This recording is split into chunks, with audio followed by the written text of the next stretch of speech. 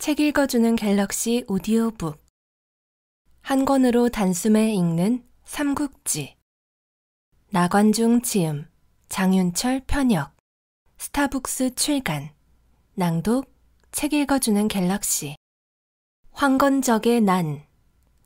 동한말 황제인 영제가 무능하여 황제구실을 제대로 못하자 환관들이 이 틈을 타 세도를 부리며 권력을 휘둘렀다.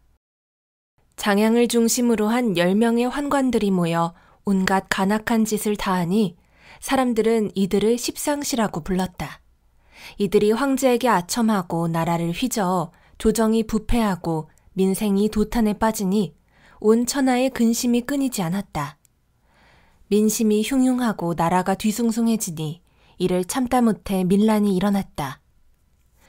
머리에 황색띠를 두른 의적들이 난을 일으키니 이것이 바로 장각, 장보, 장량 형제가 이끄는 황건적의 난이다. 황건적의 난이 일어나자 이에 따르는 자가 50만에 달했다.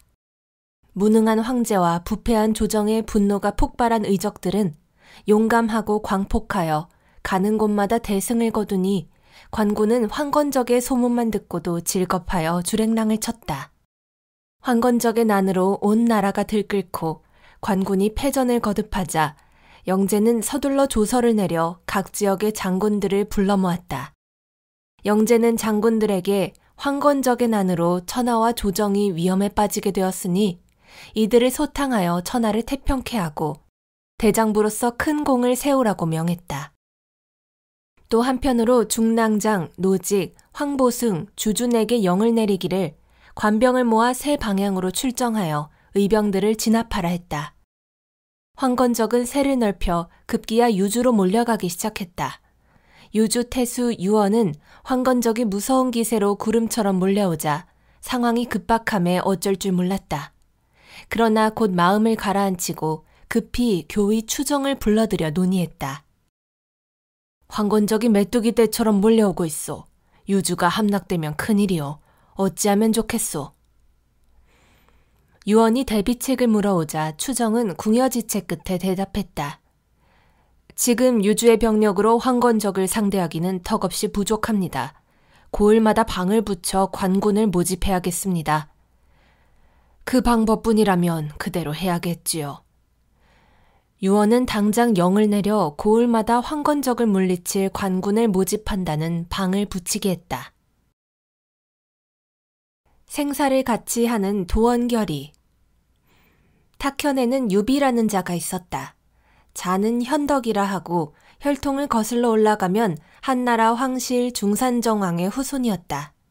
유비는 신발을 팔고 천을 짜는 일을 하고 있었으나 기계가 남다르고 인품이 고상하여 누구나 그의 온몸에서 뿜어나오는 영웅의 기질을 느낄 수 있었다. 키가 7척 5촌으로 기골이 장대하고 긴 귀는 어깨에 드리워졌으며 두 팔을 내리면 손끝이 무릎 아래로 내려올 만큼 길었다. 긴 귀는 민심을 헤아리는 넓은 품성을 나타내고 긴 팔은 그가 귀한 인물임을 나타냈다. 유비의 모든 것이 그가 장차 천하를 위해 큰일을 할 인물임을 말해주고 있었다. 유비는 길을 가다 사람들이 모여 무언가를 열심히 보고 있는 모습을 보고 자신도 발길을 그쪽으로 향했다.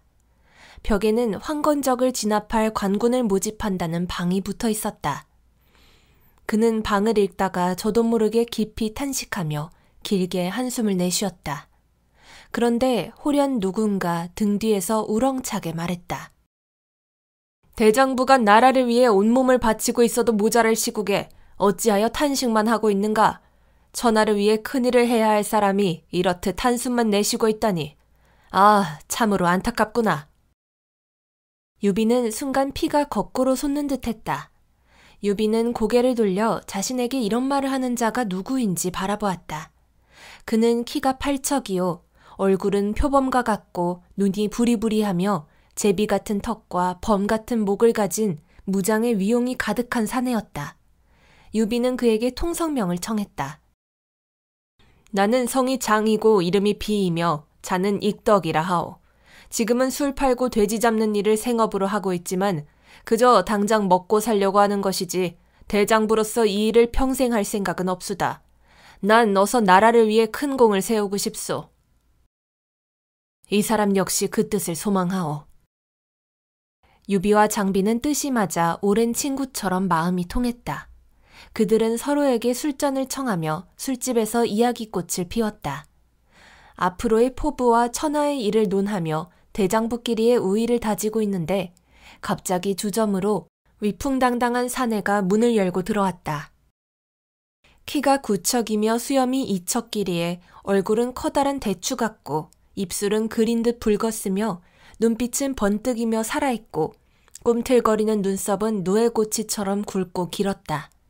유비는 이 사내의 범상치 않은 됨됨이를 알아보고 자리를 같이 청하며 술을 대접했다.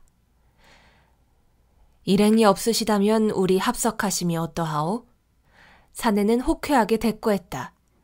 그거야 어려운 일이 아니지요. 세 사내는 한자리에 모여 같이 통성명을 했다. 모두가 천하제일가는 장군의 위용을 가졌으며 금방 서로의 인물됨을 알아보았다. 주전문을 열고 들어온 얼굴이 붉은 대장부가 우렁찬 목소리로 자기소개를 했다. 난 성이 관이며 이름은 우고 자는 운장이라 하오. 난 본디 불의를 참지 못하는 성격이라 의협심에서 10여 명의 못된 무리를 죽이고 그 죄를 면하려고 강호를 떠돌고 있어. 그런데 떠돌아다니다 황건적을 물리칠 관군을 모집한다는 방을 보고 내 힘을 나라를 구하는 데 바치고자 관병에 지원하려 하오. 유비, 관우, 장비 모두는 서로가 천하를 위해 큰일을 하고자 하는 뜻을 가졌음을 알고 금세 의기투합했다. 이렇게 마음이 같을 수가. 마을로 내려간 새 영웅은 굳은 결의를 다지고 천하대사를 밤새 논의하였다. 이튿날 세 사람은 마을 뒤편의 도원으로 갔다. 그들은 그들만의 의식을 위해 도원에 향을 피우고 까마귀, 백마, 소 등의 제물을 늘어놓은 다음 하늘을 향해서 정중히 절을 올렸다. 우리 세 사람은 서로 성은 다르지만 생사를 함께하는 형제가 되어 나라를 구하기 위해 서로 힘을 합칠 것을 맹세합니다.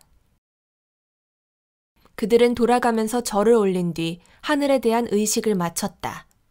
유비가 가장 나이가 많으니 맏형이 되고 그 다음 관우가 둘째가 되고 가장 나이가 어린 장비가 막내 아우가 되어 의형제를 맺었다. 우리는 이제 죽는 그날까지 형제의 도를 다할 것을 약조했소. 변치 않는 마음으로 장부의 의를 다합시다. 이 결의로 세 사람은 피를 나눈 친형제보다 더 진한 의리와 우위로 뭉친 사이가 되었다. 장비는 검을 만드는 데 달인이 된 장인을 한 명 청하여 유비가 쓸 쌍고검과 관우가 쓸 청룡 언얼도, 자신이 쓸 긴 창인 장팔 점강모를 만들게 했다. 정성을 다하여 만들어 올리겠습니다. 장인은 쇠를 녹이고 달구고 두들겨서 그들 의형제들이 사용할 병장기를 제조했다. 때가 무르익기를 기다려온 새 영웅은 드디어 500여 명의 용사를 모아 유주태수 유원을 찾아갔다. 그들이 자신들의 뜻을 밝히며 황건적을 물리치고 나라를 위해 무공을 떨치겠다고 하니 유원은 크게 기뻐하며 맞아들였다. 얼마 후 황건적이 탁군을 범한다는 보고가 날아들자 유원은 유비, 관우, 장비 세 형제를 전장으로 보냈다. 부디 황건적의 무리들을 쓸어버리시길 바라오. 유비, 관우, 장비 세 영웅은 전장에서의 사기가 하늘을 찌를 듯했다. 그들은 물 만난 고기처럼 거침없이 전장을 누벼 얼마 지나지 않아 탁군과 청주를 함락시키는 큰 공을 세웠다. 그리고는 광종의 노식이 패전 위기에 처하자 새 영웅은 노식의 수하에서 활약하기 시작했다. 노식은 그들에게 영천으로 가서 황보승과 주준을 도와 난을 평정할 것을 명했다. 우리 형제들은 즉시 영천으로 이동하도록 하겠습니다. 유비는 관우와 장비 두 아우와 군사들을 이끌고 깊은 밤을 타 영천으로 향했다. 이때 영천의 정세는 이미 관군에게 기울고 있었다. 황건적의 난을 주도한 의군대장 장보, 장량 형제는 전장에서 패하여 군사를 이끌고 도주하고 있었다. 패전하여 도망치던 이들 형제 앞에 홀연 붉은 깃발을 휘날리며 한 무리의 군대가 사납게 돌진해왔다. 목을 늘어뜨리거라. 맨 앞에서 지휘하는 장군은 키가 7척에 이르는 장대한 기고를 가졌으며 가느다란 눈에는 날카로운 광채가 흘렀다. 멀리서도 상대를 제압하는 심상찮은 기질을 지닌 이 무장의 성은 조, 이름은 조이며 자는 맹덕이었다. 조조가 이끄는 붉은 깃발 휘하의 병사들에게 장씨 형제가 이끄는 황건적 부대는 추풍낙엽처럼 무참히 쓰러져 갔다. 영천의 난이 평정되었으므로 유비는 아우들과 함께 병사들을 데리고 광종으로 방향을 돌렸다. 이들이 광종으로 가는 길을 절반쯤 갔을 때 죄인을 호송해 가는 한 무리의 관군과 마주치게 되었다. 머리는 산발로 흐트러지고 온몸은 오랏줄로 묶여 마차에 실려 끌려가는 죄인은 노식이었다. 아니, 이게 무슨 일이십니까? 유비, 관우, 장비가 대경실색하여 자초지종을 물으니 노식은 탄식을 토해냈다. 조정의 명을 받고 환관 좌풍이 정황을 살피러 와서는 뇌물을 내놓으라 하더군. 내가 군량도 모자란 판에 그럴 수 없다고 했더니 나를 모함하여 죄를 뒤집어 씌어 끌고 가고 있네. 이 말에 성정이 급한 장비는 분을 참지 못하고 앞으로 불쑥 나섰다. 형님, 당장 관군들을 죽이고 장군을 구해드립시다. 그러나 유비는 신중한 얼굴로 성격이 불같은 아우 장비를 만류했다. 조정에서 공평하게 시비를 가릴 것이니 나서지 말라. 유비, 관우, 장비는 일이 이렇게 되자 탁군으로 돌아가기로 했다. 그런데 뜻밖에도 황건적들이 탁군으로 가는 길목을 온통 새카맣게 점령하고 있었다. 그들이 한나라 장군 동탁을 빙 둘러싸고는 죽이려 하고 있었다.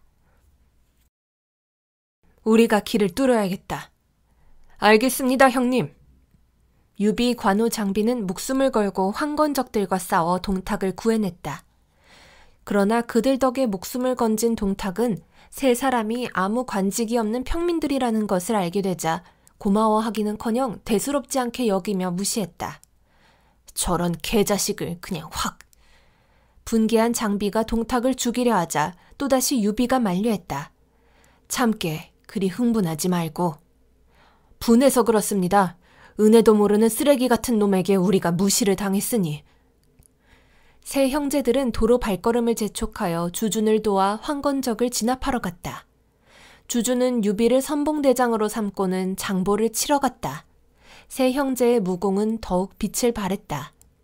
이미 주준의 군대에게 승세가 기울고 있었다. 이때 유비가 쏜 화살이 장보의 좌측 어깨에 박히자 관우와 장비는 기회를 놓치지 않고 더욱 몰아쳐 기습해 들어갔다. 안 되겠다! 후퇴하라! 황건적들의 새가 밀리기 시작했다. 장보는 화살을 맞은 채로 꽁지가 빠지게 도망을 쳤고 새 영웅은 대승리를 거두고 의기양양하게 돌아왔다. 황건적은 패색이 짙었다. 겨우 조홍, 한충, 손중만이 남아 완성을 지키고 있었다. 주주는 진격을 명했다. 유비, 관우, 장비와 손견이 무서운 기세로 완성을 취해 들어가니 완성은 순식간에 이들의 손에 떨어졌다. 이로써 황건적의 난은 완전히 평정되었다. 큰 공을 세운 유비, 관우, 장비와 수하의 병사들은 대사를 훌륭히 완수하고는 주준을 따라 북경으로 돌아왔다. 북경으로 입성하는 그들의 가슴은 벅참과 자랑으로 차올랐다. 황건적의 난이 관군에 의해 진압되자 조정에서는 공을 세운 이들을 치하하며 벼슬을 내려주었다. 유비, 관우, 장비는 세운 공이 컸으나 이들을 시샘하고 경계하는 자들이 많아 아무도 그들의 공을 알리지 않았다. 유비에게 겨우 안희연의 현위 자리가 주어지자 의롭고 청렴한 유비는 소신대로 깨끗이 자리를 지키려 하였다. 따라서 유비는 뇌물과 거리가 멀었고 뇌물을 바치지 않음을 괘씸히 여긴 도구의 모함으로 넉 달 만에 현위 자리에서 쫓겨나고 말았다. 난 부도덕한 짓을 저지르지 않았거늘 참으로 어이가 없구나. 유비는 억울한 누명을 해명하려 도구를 찾아갔으나 번번이 도구의 문전박대를 받으며 내쫓겼다. 성질이 불같고 의협심이 강한 장비는 형님인 유비가 수모를 당하자 더는 참을 수가 없었다. 술기운을 빌어 역관으로 달려간 장비가 도구를 끌어냈다. 네가 무슨 죄를 지었는지 알렸다. 장비의 기세등등함과 무지막지한 힘에 주눅이 든 도구는 감히 반항할 엄두도 내지 못하고 사시나무 떨듯 떨며 장비가 하는 대로 둘 수밖에 없었다. 왜 이러십니까? 장비는 도구를 말뚝에 묶고 버드나무 가지를 채찍으로 삼아 무섭게 패기 시작했다. 맞아보면 알게 된다. 치솟는 분을 참지 못한 장비는 버드나무 가지 10수개가 부러지도록 도구를 내리쳤다. 어이구, 어이구. 도구는 장비에게 맞아 온몸의 살이 다 헤어져 걸레처럼 되었다. 장비가 도구를 초주검을 만들어 놓자 이 사실은 곧 관가에 알려졌다. 이런 괘씸한 놈이 있는가? 관가에서는 유비가 앙심을 품고 장비를 사주했다고 여기고는 당장 유비를 잡아들이라는 영이 떨어졌다. 일단 몸을 피해야겠네. 형님, 죄송합니다. 유비는 부드럽게 말했다. 이것이 어찌 아우의 잘못만을 탓할 일이겠는가. 유비, 관우, 장비는 어쩔 수 없이 대주로 몸을 피해 천천히 앞일을 논의하기로 했다. 조조의 등장. 한나라 왕조는 영제의 무능과 환관의 전횡으로 벼랑 끝에 서게 되었다. 조정에는 이미 망국의 기운이 돌고 있었으나 영제는 정신을 차리지 못하고 여전히 환관을 총애했으며 방탕한 생활에 빠져 나랏일을 팽개쳐두고 있었다. 영제의 총애를 등에 업고 정사를 휘젓던 십상시는 더욱 기고만장해졌다. 몇몇 충신들만이 나라를 염려하며 통탄할 따름이었다. 그러나 이들마저 하나둘씩 십상시에 의해 제거되어 갔다. 바야흐로 환관들의 세상이 되어 전국은 혼란하기 그지없었다. 충신 유도는 영제를 아련하여 통곡으로 간언했다. 폐하, 부디 십상시를 죽이고 이젠 나랏일을 돌보소서. 그들은 폐하를 미혹시켜 나라를 망치고 있사옵니다. 영제가 역정을 내며 명을 내렸다. 당장 저 고얀 놈을 옥에 가두어라. 차명에 처해야겠다. 진탐도 영제 앞에 머리를 조아리며 피를 토하듯 간하였다. 폐하, 유도는 충신이옵니다. 백성이 굶주리고 도적이 날뛰니 이 모두 십상시가 폐하의 귀와 눈을 가리고 나랏일을 돌보지 못하게 하여 생긴 화입니다. 영제는 더욱 노하여 진탐도 옥에 가두도록 했다. 밤이 깊어지자 십상시는 신복을 시켜 유도와 진탐을 죽이라 했다. 아예 없애버려라.